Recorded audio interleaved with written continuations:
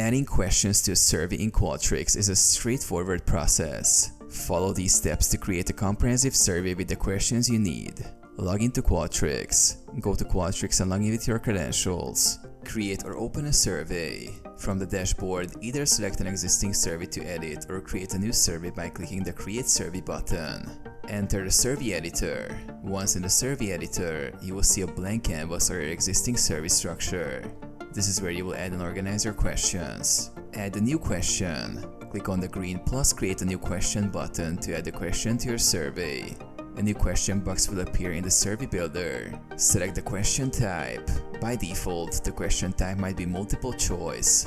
Click on the drop-down menu next to the question box to select different types of questions, such as multiple choice, text entry, matrix table, rank order, etc.